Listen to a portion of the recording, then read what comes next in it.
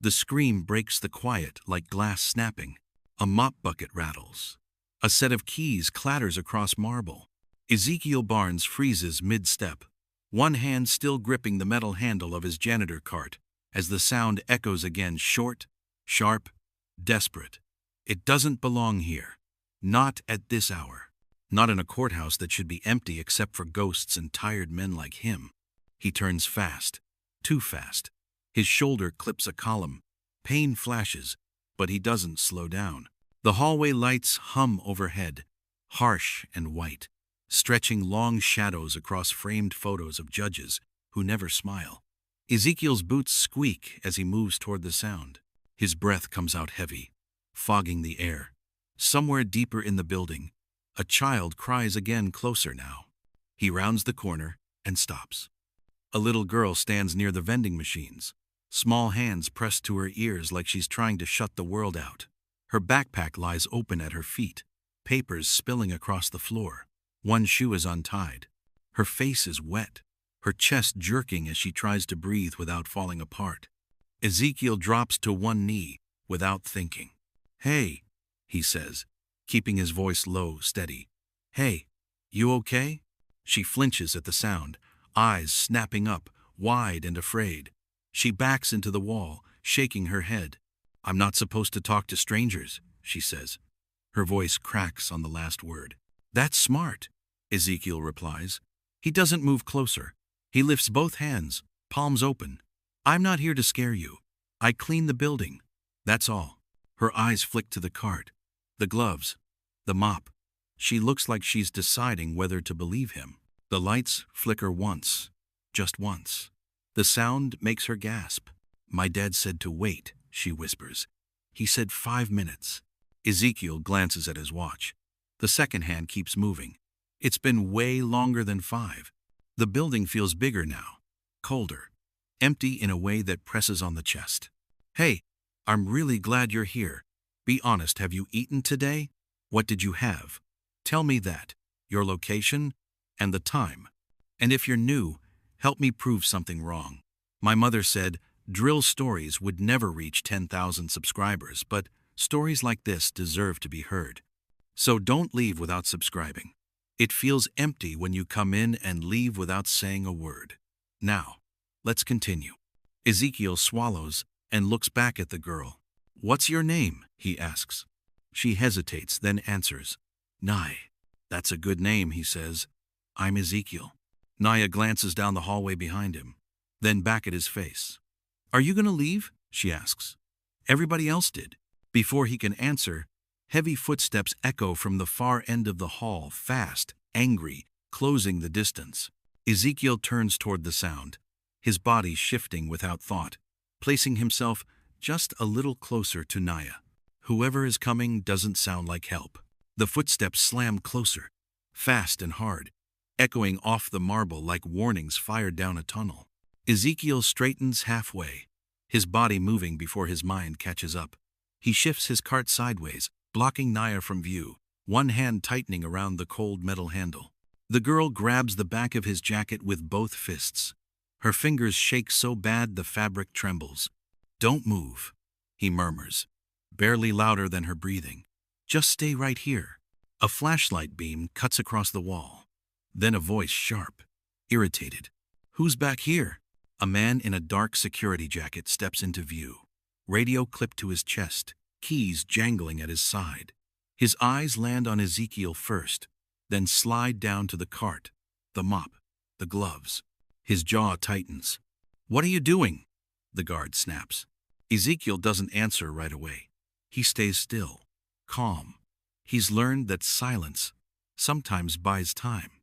"There's a child," he finally says, nodding back. "She's lost." The guard scoffs. "That ain't your problem." Naya peeks out from behind Ezekiel's arm. The guard notices her and rolls his eyes like she's an inconvenience, not a scared kid alone after midnight. "Where's your parent?" he demands.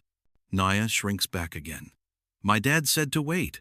"How long you been waiting?" the guard asks. She doesn't know. She just shrugs, lip trembling. Ezekiel lowers himself again, slow, careful, so he's eye level with her. "You hungry?" he asks. She nods before she can stop herself. He reaches into his pocket and pulls out a crumpled dollar and some change. Walks to the vending machine. The lights buzz as he presses the button. A candy bar drops with a hollow thud. He breaks it in half and hands one piece to Naya. She takes it like it might disappear. The guard sighs loud. You really doing this right now? Ezekiel meets his eyes. She's a kid. That's it. That's all he says. Naya eats fast, crumbs sticking to her fingers. You got kids? She asks between bites. Ezekiel hesitates, then nods. Yeah, a son. Her eyes lift. Curious now. Does he get scared? All the time, Ezekiel says. So do I. She studies his face like she's checking if he's telling the truth. Are you gonna leave me? She asks again, softer this time. Before he can answer, the guard's radio crackles. Static, then a voice. Unit 3, where you at? The guard turns away, lowering his voice. West Wing, situation. Ezekiel's stomach tightens at that word. Situation. The building feels tighter now, like the walls are listening. Naya grips his jacket again. Please, she whispers. Ezekiel looks down at her, then at the guard, then back at the long, empty hallway where no one else is coming. If you're still here, don't go quiet on me. Stories like this only live if people stay with them. Hit subscribe, turn on notifications, and let me know in the comments what would you do if you were him right now. Somebody out there needs your words. The guard turns back, eyes hard. You need to step away from the child. Ezekiel doesn't move. From somewhere deeper in the courthouse, an elevator dings. The elevator doors slide open with a dull chime that echoes too long. Ezekiel's jaw tightens. The sound carries down the hallway, bouncing off stone and glass, turning small footsteps into something heavier. Nya presses her face into his side. Her breath is quick now, shallow, like she's afraid to take up space. The guard straightens. His shoulders roll back. Authority snaps into place like a badge he's been waiting to flash. You, he says to Ezekiel, pointing. Step aside. Now. Ezekiel doesn't raise his voice. He doesn't argue. He just shifts his stance a little wider, steady on his feet. She's not going anywhere until her father shows up. The guard laughs, short and sharp. You don't get to make that call. You push him up, that's it. The words land hard. Ezekiel feels them hit his chest, feels the familiar heat rise in his neck. He keeps his eyes level. There's a child alone in a locked building after midnight, Ezekiel says. That makes it everybody's problem. The guard's smile disappears. He steps closer, boots loud on the floor. Too close. Ezekiel can smell coffee on his breath, something sour underneath. You want to tell me how to do my job? The guard asks. Naya's fingers dig into Ezekiel's jacket. He said he'd stay, she whispers. The guard looks down at her like she's a misplaced box. Sweetheart, you don't know this man. Ezekiel feels something shift. Not anger, not fear. Something quieter. Something solid. She knows I didn't walk away, he says. The guard reaches for his radio. His thumb hovers. I can call this in. Say you're interfering. Say you're acting strange around a minor. The hallway goes silent. Even the lights seem to hold their breath. Ezekiel knows that tone. He's heard it before. The kind that turns a regular night into paperwork, questions, and doors closing fast. Naya looks up at him, eyes wide. Am I in trouble? No, Ezekiel says without looking away from the guard. You didn't do anything wrong. The guard clicks his radio. Supervisor, I need you down here, now. Ezekiel exhales slow through his nose. He feels the weight of the building pressing in, the cameras in the corners, the rules that always seem to bend the same way. Naya's voice is small. My dad's important, she says again, like it's a shield she hopes will work. He's in a meeting. The guard snorts. Everybody's dad is important. Ezekiel glances down at her. You trust me? He asks quietly. She nods. Just once. Footsteps sound again. Different this time. More than one person. Closer. Faster. The guard smiles like he's been waiting for backup. Good, he says. Because you just made this worse. The footsteps stop at the end of the hall. A voice follows. Calm. Controlled. What's going on here? The voice carries weight before the man even steps into the light. The guard stiffens. His grin fades fast. He turns like a switch flipped, posture snapping straight, hands folding in front of him. Sir, he says, we've got a situation. Ezekiel doesn't turn yet. He keeps his body angled toward Naya, one arm slightly out, a quiet barrier. He feels her breathing against his side. Fast, uneven. Boots stop a few feet away. What kind of situation? The new voice asks. The guard talks too quickly now. This janitor was interfering. Child wouldn't cooperate. I was about to call it in. Ezekiel finally looks up. The man standing there wears a suit under his coat. Not a uniform, clean shoes, calm eyes. The kind of man who's used to people explaining themselves to him. His gaze moves past Ezekiel.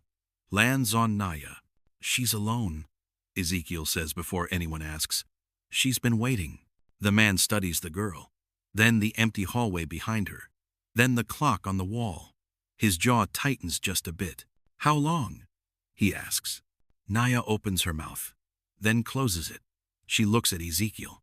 Longer than she was told, Ezekiel answers. Silence stretches. The lights hum. Somewhere, far off, a door shuts. The guard clears his throat. Sir, we can take her to holding until…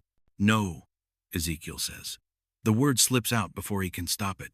Both men look at him now. The suited man raises an eyebrow. Excuse me? Ezekiel feels the weight of it. Every camera, every rule, every bad night that started with one wrong word. He chooses the next ones carefully. She doesn't belong in holding, he says. She belongs with her father. Naya nods hard, like she's afraid he might change his mind. The suited man watches her for a long second. Then he looks at the guard. Did you check the log? Any scheduled meetings still running? The guard hesitates. Just a beat too long. Not yet. Do it, the man says. The guard pulls out his tablet, tapping fast. His face changes. Confusion first. Then something like worry. Well, he mutters, there is one meeting still marked active. The suited man exhales slowly. Then we wait. Naya's grip tightens again. Am I in trouble? She whispers. The suited man crouches slightly, bringing himself down closer to her height.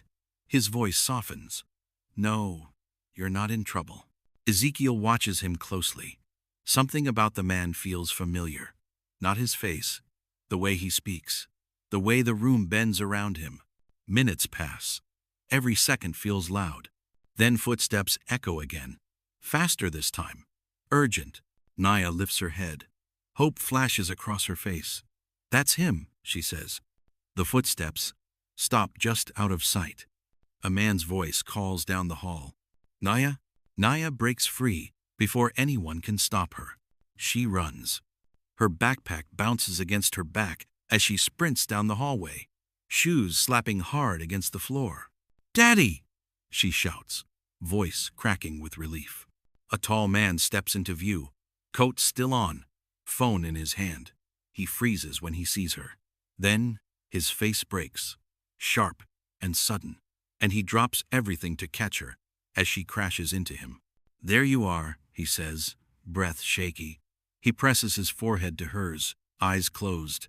I told you 5 minutes. You said you'd come back, Nia says into his chest. I did, he replies. I always do. The hallway shifts. The guard straightens even more. The suited man steps back, giving space. Ezekiel stays where he is, hand still gripping the cart, heart beating louder now for reasons he doesn't understand yet. The man lifts Nia into his arms and turns. His eyes meet Ezekiel's. Something passes between them. Not recognition.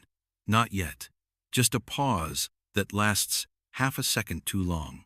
Thank you, the man says. His voice is calm, measured, the kind of voice people listen to, for staying with her. Ezekiel nods once. She shouldn't have been alone. I agree, the man says. He looks at the guard. Why was she? The guard stumbles over his answer. Sir, I was handling it. The man's eyes harden. Handling it how? The guard opens his mouth, closes it, swallows. We can discuss this later. Yes, the man says. We will. He shifts Naya on his hip. She looks back at Ezekiel and gives a small wave. He didn't leave, she tells her father. He stayed. The man looks down at her, then back at Ezekiel. He nods again, slower this time. I appreciate that. He turns to leave, footsteps already pulling the hallway's attention with him. Ezekiel watches them go.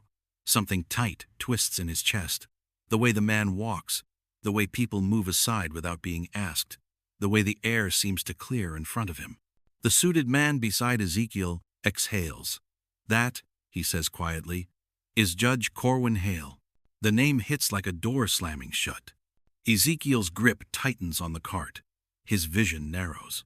The hallway tilts just enough to make him brace his feet. Judge Corwin Hale. The courtroom. The bench. The voice that once said, "Case dismissed," without looking up. Ezekiel swallows hard. His pulse pounds in his ears. The guard clears his throat. Sir, about the janitor. Judge Hale stops walking. He turns back slowly. His eyes land on Ezekiel again. This time, they linger. If you feel that moment hanging in the air, don't walk away from it. Subscribe now and turn on notifications so you don't miss what comes next. And in the comments, tell me, do you believe one decision can change a man's whole life? Judge Hale takes one step closer. Wait, he says. The door closes with a soft click that sounds louder than it should. Ezekiel stands in the small conference room, hands at his sides, shoulders tight. The air smells like old paper and floor cleaner. A clock ticks on the wall. Each second lands heavy.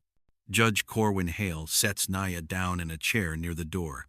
She swings her legs, eyes moving between the two men, sensing the shift but not understanding it. Stay right here, the judge tells her. His voice is gentle now, different. I'll be right back. He steps outside with Ezekiel. The door shuts again. Silence. Not the calm kind, the kind that presses in. Judge Hale doesn't sit.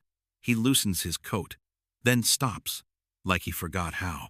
He looks at Ezekiel the way a man looks at a memory he hoped would never show up again. You work nights, Hale says. It's not a question. Yes, sir, Ezekiel answers. Another pause. The judge's eyes drift to the name stitched on Ezekiel's jacket. Barnes, he reads. His brow tightens. Ezekiel Barnes. Ezekiel doesn't respond. He doesn't need to. The judge exhales through his nose, slow and controlled. I remember your case. The words land hard. The room shifts. Ezekiel's mind snaps backward, fast and sharp. A courtroom. Cold benches. His hands folded too tight in his lap. His wife, Renita, sitting beside him, squeezing his fingers like she could hold his life together through skin alone. His knee bouncing, his breath shallow. The company lawyer talking smooth. Charts. Words that sounded clean but felt dirty. And up there, Judge Corwin Hale. Same voice, same calm, same distance. Ezekiel remembers standing when told, remembering his throat dry as he spoke about the injury, about the machine, about how his back never healed right, about how he couldn't lift his son without pain. He remembers the judge nodding once, not looking at him, not really. Insufficient evidence, Hale had said. Case dismissed. Just like that. No eye contact. No pause. The sound of the gavel still rings in Ezekiel's ears years later. Back in the conference room, Ezekiel's jaw tightens. His hands curl into fists, then relax. He keeps his voice steady. I remember it too. The judge swallows. You lost your job after that. Yes, sir. And your insurance. Yes. Hale's eyes flick down, then back up. Your wife passed shortly after. Ezekiel's chest tightens. He nods once. Stress, Hale says quietly. That's what the report said. Ezekiel doesn't answer. He doesn't correct him. He lets the silence sit there, heavy and full. I didn't know, the judge says. The words sound practiced. At the time, Ezekiel finally looks at him, eyes steady. You didn't ask. The judge flinches. Just a little. Through the closed door, Naya hums to herself. A soft sound. Innocent. Unaware of the weight in the hall. I see hundreds of cases, Hale says. Thousands. Faces blur. Ezekiel nods. Mine didn't. Another silence. The judge rubs a hand over his face. When he speaks again, his voice is lower. When I saw you with her, you didn't have to stay. No, Ezekiel says. But I did. Why? Ezekiel thinks of his son, of the nights he waited by the window, of promises made and broken. He keeps it simple. Because leaving sticks, he says. The judge looks away. He stares at the wall, at nothing. Then he nods. Slow. I asked you here because this can't end the way it started, he says. Ezekiel's pulse quickens. He doesn't trust the words yet. I can't undo the past, Hale continues, but I can address the present. Footsteps approach outside. The guard's voice murmurs something. The judge straightens. I want you to come to HR tomorrow morning, Hale says. 8 sharp. Ezekiel's stomach drops. He's heard that tone before. For what? He asks. The judge meets his eyes. To tell the truth. The door opens. Nya looks up, smiling. The judge places a hand on Ezekiel's shoulder. We're not done, he says. And for the first time that night, Ezekiel isn't sure if that's a promise or a warning. Morning hits hard. Fluorescent lights snap on above Ezekiel's head as he steps into the HR office, the smell of burnt coffee and paper dust hanging in the air. A long table cuts the room in half. Plastic chairs. A thin folder already waiting, centered like it knows why he's here. Ezekiel doesn't sit right away. Across the table, the guard from the night before his name tag reads. Roderick Vaughn leans back with his arms crossed. His leg bounces. Not confidence. Nerves. 2 HR reps sit stiff, pens ready. And at the far end, Judge Corwin Hale stands by the window, hands clasped behind his back, staring out at the city like it owes him answers. Let's begin, one of the reps says. Roderick speaks first. Too fast. Words piling on each other. Janitor overstepped, created confusion, didn't follow protocol. Child should have been secured immediately. Ezekiel listens. He says nothing. The HR rep nods, jotting notes. Mr. Barnes? Ezekiel finally sits. The chair scrapes loud across the floor. Every sound feels bigger in this room. She was alone, he says. She was scared. I stayed. That's not your role. Roderick snaps. Ezekiel turns to him. Calm. Being human doesn't need a role. The room goes quiet. Judge Hale turns from the window. He walks back to the table. Slow, measured. He doesn't sit either. Roderick, he says, did you review the security footage? Roderick hesitates. Just a beat. Not yet, sir. I did, the judge replies. The guard's face drains of color. The judge slides a tablet across the table. The screen lights up. Video plays. The hallway. Naya crying. Ezekiel kneeling. Roderick stepping in, pointing, raising his voice. The room watches in silence. On the screen, Ezekiel hands Naya the candy bar. He blocks her with his body. He refuses to move. The HR rep clears her throat. This doesn't look like interference. Roderick shifts in his seat. You don't see the full context. Context? The judge asks.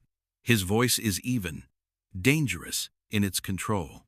Like threatening a man's job for protecting a child? Roderick opens his mouth. Nothing comes out. The judge finally sits. He folds his hands on the table. Mr. Barnes, did anyone instruct you to leave the child unattended? No, sir. Did anyone else offer to stay with her? No, sir. The judge nods once. Then he turns to HR. I take responsibility for the delay. My meeting ran over. That child is my daughter. The room stiffens. I will not allow her safety to be treated like an inconvenience, he continues. Nor will I allow retaliation against someone who acted with integrity. Roderick stands up fast. This is unfair. The judge looks up at him. Sit down. Roderick freezes. Slowly, he sits. The judge turns back to Ezekiel. His voice softens just enough to change the room. You should have never been put in that position. Ezekiel swallows. He's waited years to hear something like that. He doesn't trust it yet. There's more, the judge says. He slides another document forward. Facilities supervisor position. Day shift. Full benefits. Ezekiel's breath catches. This isn't charity, Hale adds. It's correction. Ezekiel stares at the paper. Then he looks up. Why now? The judge holds his gaze. Because my daughter watched you choose right when no one was watching. Ezekiel looks back down at the document. His pen hovers. Outside the room, Nya presses her face to the glass, watching. Ezekiel closes his eyes and makes a decision. The pen clicks once in Ezekiel's fingers. He doesn't sign right away. The paper lies flat on the table, clean and sharp, like it doesn't know the weight it carries. Benefits. Day shift. A title that means he won't be invisible anymore. The kind of offer people wait their whole lives for. Ezekiel pushes the paper back an inch. I need to say something first, he says. The room stills. Judge Hale looks at him, unreadable. The HR reps exchange a glance. Roderick Vaughn stares at the table, jaw tight, sweat darkening the collar of his shirt. I didn't stay with your daughter because of who you are, Ezekiel continues. His voice is steady, but his hands aren't. I didn't know, and if I had known, it wouldn't have changed anything. Judge Hale nods slowly. I stayed because she was scared, Ezekiel says. Because I've been the one waiting. Because kids remember who shows up. Nya taps on the glass outside. Light. Small. Watching. Roderick lets out a breath through his nose. So what? You're some hero now? Ezekiel turns to him. No, I'm just not you. The words land heavy. The judge leans forward. Roderick Vaughn, he says. Effective immediately, you are relieved of duty pending termination review. Roderick's chair scrapes back. You can't do this. I can, the judge replies. And I am. Roderick looks around the room, searching for support. Finds none. He storms out, the door slamming hard enough to rattle the walls. Silence follows. Judge Hale exhales. Some of the stiffness leaves his shoulders. He looks at Ezekiel again, this time without distance. My rulings have consequences, he says. Some I live with, some I need to correct. He slides the paper back toward Ezekiel. This is one I can. Ezekiel looks through the glass. Nya smiles and gives a thumbs up, like this is all a game she somehow won. He picks up the pen. He signs. The motion is simple. The sound of ink on paper is quiet, but something shifts in the room when he finishes. Thank you, Judge Hale says. Ezekiel shakes his head. Do better, he replies. That's enough. Later, in the hallway, Nya runs up and hugs him without asking. Fast, tight, the kind of hug that steals your breath. Daddy said you're nice, she says. Ezekiel smiles. You're brave. She beams. Judge Hale watches them. His face changes. Not pride, something heavier, something like understanding. Ezekiel walks toward the exit, job papers tucked under his arm. Outside, daylight waits. And so does the rest of his life. The apartment door sticks before it opens. Ezekiel leans his shoulder into it, the wood giving way with a tired creak. Warm air rushes out, thick with the smell of instant noodles and lemon cleaner. Morning light pushes through the blinds in thin lines, striping the floor. Dad? The voice comes from the couch. Ezekiel steps inside and drops his keys into the bowl by the door. His back aches, now that the adrenaline is gone. His hands feel heavy. He toes off his boots and exhales. In here, he says.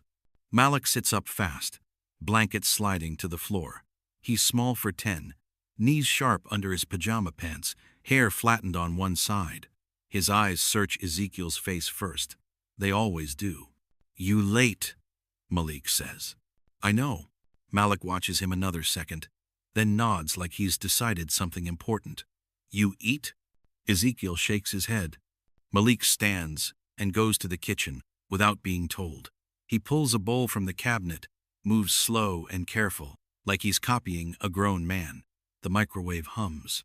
The sound fills the quiet. Ezekiel sits at the small table and rubs his palms together. The chair wobbles. He steadies it with his foot. Malik sets the bowl down in front of him. It's hot. Thank you. Malik doesn't go back to the couch. He stays standing, watching as Ezekiel takes the first bite. Steam fogs his glasses. Something happen? Malik asks. Ezekiel chews. Swallows. Yeah.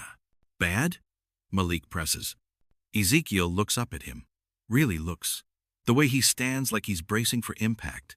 The way kids learn to read silence before words. No, Ezekiel says. Good. Malik's shoulders drop a little. Okay. They sit like that for a moment. The clock on the stove clicks over. A car passes outside. Normal sounds. Safe sounds. Ezekiel reaches into his jacket and pulls out the folded papers. He doesn't slide them over yet. He just sets them on the table. I got a different job, he says. Malik blinks. Like, better? Yes. Malik smiles, then stops himself. You still gonna be here in the mornings? Ezekiel nods. Yeah. Malik lets out a breath he didn't know he was holding. He climbs into the chair across from him, feet swinging. Dad? He asks after a moment. Yeah. If you do the right thing, does it always come back to you? Ezekiel looks at the papers, then at his son.